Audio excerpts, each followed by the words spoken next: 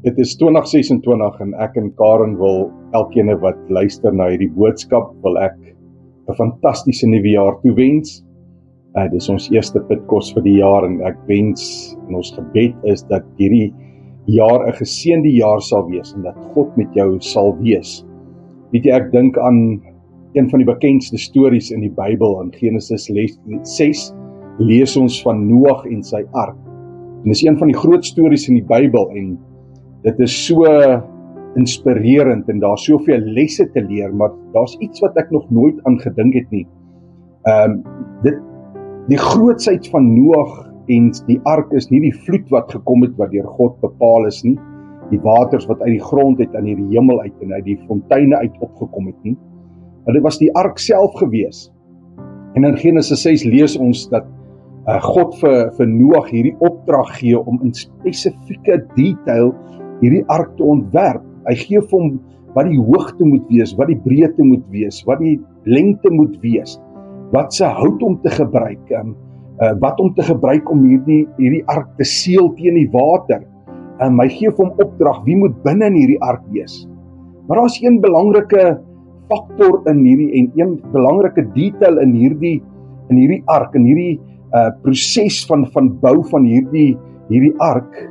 Daar is nie 'n stuurwiel nie. Hierdie globale storm wat op pad is, en God gee opdrag dat daar nie 'n stuurwiel moet wees nie.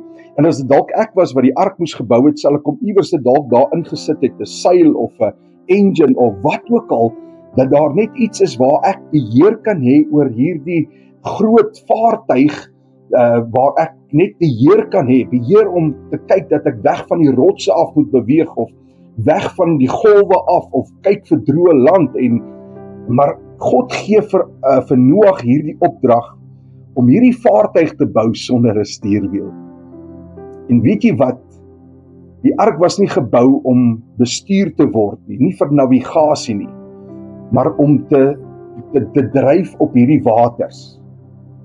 Noag se werk was nie om kaptein te wees nie. Hy moes passasier wees, want God was die kaptein gewees. En ek en jou lewe is baie keer dieselfde as hierdie ark wat Noag moes bou. Ons wil baie keer in situasies in ons lewe, wil ons die stuurwiel vat en ons wil beheer vat en ons wil dit stuur waarna dit toe moet gaan.